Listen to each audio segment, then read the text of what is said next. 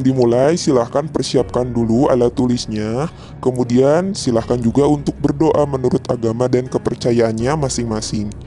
Nah, sekarang kita mulai yuk belajarnya. Ini dia adalah peta konsep materi yang ada pada bab 2, yaitu materi tentang Indonesia pada masa praaksara. Nah, untuk kali ini kita akan masuk kepada pembahasan poin D, yaitu asal-usul nenek moyang bangsa Indonesia.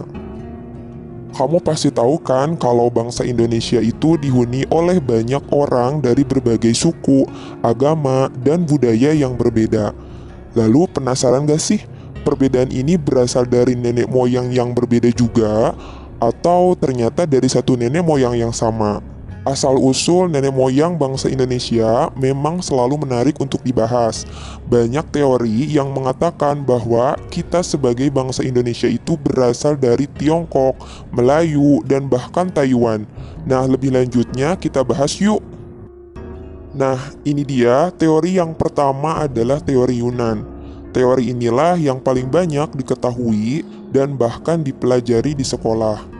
Teori Yunan menyatakan bahwa asal-usul nenek moyang bangsa Indonesia itu berasal dari Yunan, sebuah wilayah di Tiongkok Selatan. Dulu ada seorang sejarawan yang juga seorang arkeolog asal Austria, yaitu Robert Baron, pernah melakukan kajian mendalam terhadap kebudayaan megalitik di Asia Tenggara dan Pasifik.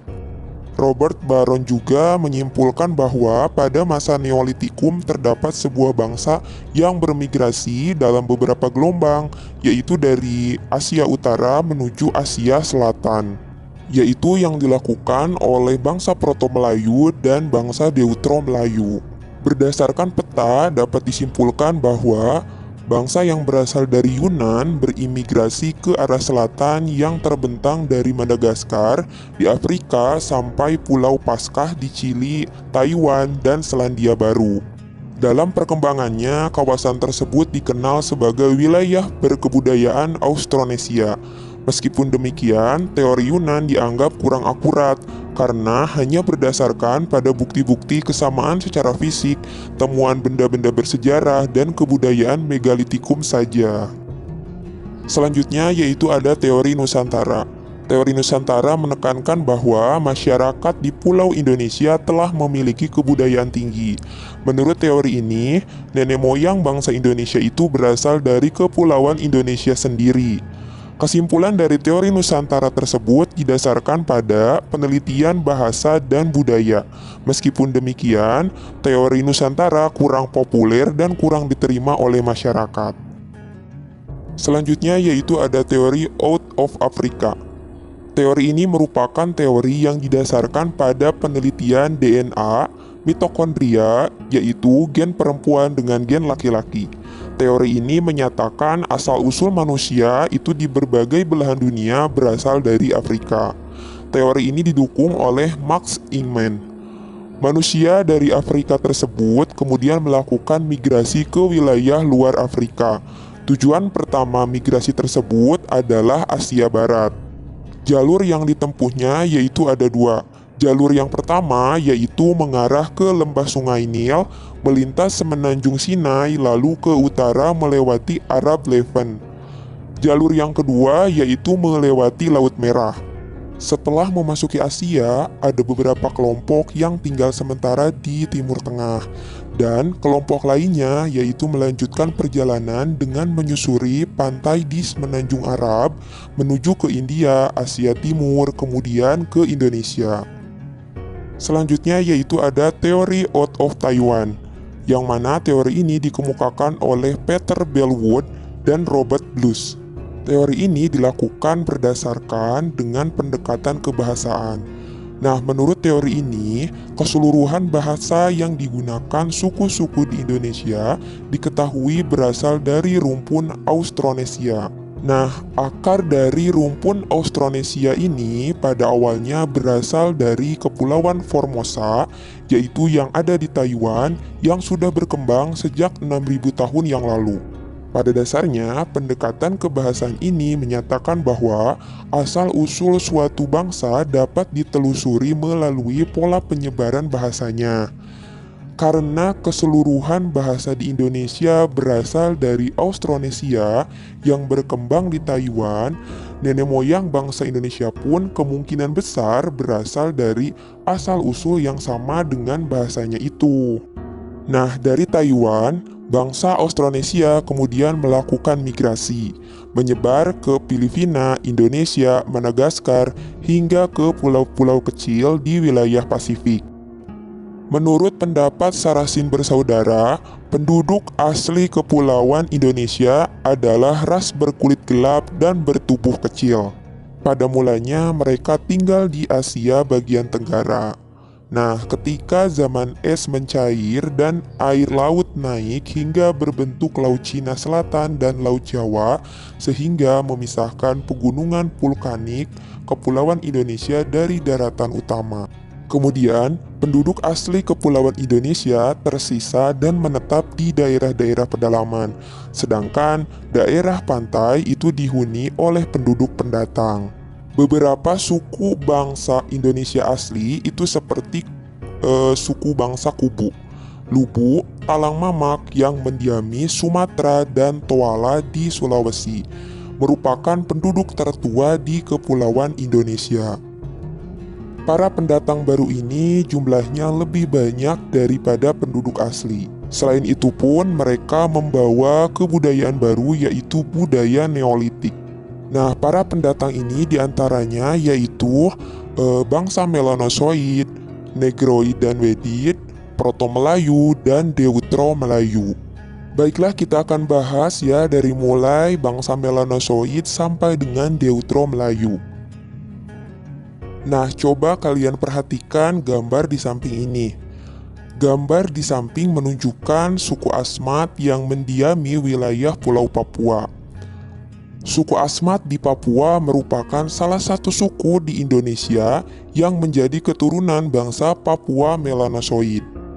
Bangsa Papua Melanosoid diperkirakan berasal dari Teluk Tonkin. Pendapat ini didasarkan pada penelitian terhadap benda-benda peninggalan seperti pebble dan kapak pendek. Berdasarkan penemuan artefak di Teluk Tonkin, bangsa Melanesia termasuk rumpun Vedoid, Australoid yang memiliki ciri fisik berkulit hitam. Kebudayaan bangsa Melanesia digolongkan pada budaya Mesolitikum. Bangsa ini menerapkan pola hidup semi-nomaden dalam kelompok-kelompok kecil dan hidup dengan sistem berburu dan mengumpulkan makanan.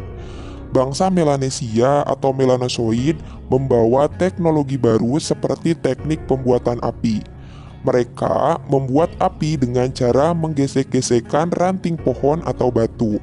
Bangsa Melanosoid juga sudah mengenal yang namanya sistem perladangan. Ciri-ciri fisik lainnya juga seperti memiliki kulit kehitam-hitaman, badan kekar, rambut keriting, mulut lebar, dan hidung mancung. Saat ini keturunan bangsa Melanesia dapat ditemukan di pedalaman Malaya, penduduk Aeta di pedalaman Filipina, serta orang-orang Papua Melanosoid di Pulau Papua dan Kepulauan Melanesia. Selanjutnya yaitu Negroid dan Wedid. Sebelum kedatangan kelompok Melayu tua dan muda, negeri kita sendiri sudah terlebih dahulu dimasuki oleh orang-orang Negrito atau Negroid dan Wedid. Sebutan Negrito atau Negroid itu sendiri diberikan oleh orang Spanyol karena mereka menjumpai orang yang memiliki kulit hitam sangat mirip dengan jenis-jenis Negro. Wedid terdiri dari orang-orang dengan kepala mesocepal dan letak mata yang dalam, sehingga terlihat seperti berang, serta berkulit coklat tua dan tingginya rata-rata untuk laki-laki 155 cm. Persebaran orang-orang Wedid di Indonesia cukup luas, misalnya di Palembang dan Jambi, Siak, dan Sulawesi Tenggara. Selanjutnya yaitu bangsa Proto-Melayu atau Melayu Tua. Bangsa Proto-Melayu termasuk rumpun ras Mongoloid dari daerah Yunan, sebuah wilayah di lembah sungai Yangtze, Tiongkok bagian selatan. Bangsa Proto-Melayu membawa kebudayaan yang lebih tinggi daripada kebudayaan bangsa Melanesia. Bangsa ini diperkirakan berimigrasi ke Kepulauan Indonesia sekitar tahun 2000 sebelum Masehi. Nah, proses migrasi bangsa ini disebabkan oleh beberapa faktor, yaitu karena bencana alam berupa banjir akibat meluapnya Sungai Yangtze dan sungai-sungai lain di wilayah Tiongkok bagian selatan. Selain itu pun adanya desakan suku-suku liar yang datang dari Asia Tengah serta peperangan antar suku. Mereka berimigrasi ke Indochina bagian selatan dan Siam, kemudian ke Kepulauan Indonesia. Mereka pada awalnya menempati pantai-pantai Sumatera Utara, Kalimantan Barat, dan Sulawesi Barat. Keturunan bangsa Proto-Melayu yang menempuh jalur ini adalah suku Toraja. Kemudian jalur yang kedua menyebar ke Sumatera, Kalimantan, Jawa, Bali, dan Nusa Tenggara. Nah, keturunan bangsa Proto-Melayu yang menempuh jalur ini antara lain suku Nias, Batak, Dayak, dan Sasak. Bangsa Proto-Melayu memiliki ciri fisik antara lain kulit sawo matang, rambut lurus, badan tinggi ramping, serta bentuk mulut dan hidung sedang. Kebudayaan Proto-Melayu termasuk ke dalam kebudayaan batu muda atau Neolitikum. Nah, selanjutnya yaitu adalah bangsa Deutero-Melayu atau Melayu Muda. Nah, sejak kedatangan bangsa Deutero-Melayu ini, kedatangan bangsa Proto-Melayu di Indonesia semakin terdesak. Menurut penelitian para ahli, bangsa Deutero-Melayu atau Melayu Muda merupakan hasil percampuran antara bangsa Proto-Melayu dan bangsa Arya. Bangsa ini berasal dari wilayah sekitar Indochina bagian utara. Nah, kalau misalkan tadi Proto-Melayu itu berasal dari Indochina bagian selatan, nah kalau misalkan Deutero-Melayu itu merupakan persebarannya dari Indochina bagian utara. Nah, bangsa Deutero-Melayu juga telah mengenal logam sebagai alat perkakas dan alat produksi. Diperkirakan pada tahun 500 sebelum Masehi, bangsa Deutero-Melayu berimigrasi ke wilayah Indonesia. Bangsa Deutero-Melayu juga sering dikenal dengan bangsa yang memiliki kebudayaan Dongson ya, atau kebudayaan logam. Berdasarkan penemuan artefak, ciri-ciri fisik bangsa Deutero-Melayu antara lain tinggi badannya kurang lebih 135 sampai 180 cm. Berat badannya antara 30 sampai 75 kg. Warna kulit antara kuning langsat dan coklat hitam. Warna rambut antara coklat dan hitam, serta bentuk rambut antara lurus dan keriting. Dengan demikian, ciri fisik bangsa Deutero-Melayu tidak jauh berbeda dengan ciri fisik mayoritas penduduk Indonesia saat ini. Bangsa ini juga memiliki kebudayaan lebih maju daripada bangsa Proto-Melayu. Kemajuan kebudayaan bangsa Deutero-Melayu terlihat dari kemampuan membuat benda-benda dari logam seperti kapak corong, nekara, dan bejana perunggu. Kebudayaan Deutero-Melayu juga ya tadi sering disebut dengan kebudayaan Dongson. Nah, dengan kedatangan bangsa Deutero-Melayu ini di Indonesia mampu menggeser bangsa Proto-Melayu yang sebelumnya tinggal di sekitar aliran sungai dan pantai itu terdesak ke pedalaman. Bangsa Deutero-Melayu mampu menguasai wilayah karena memiliki kebudayaan yang lebih maju daripada kebudayaan bangsa Proto-Melayu. Beberapa suku bangsa keturunan bangsa Deutero-Melayu antara lain suku Bugis di Sulawesi, suku Aceh dan Minangkabau di Sumatera, serta suku Jawa dan suku Bali.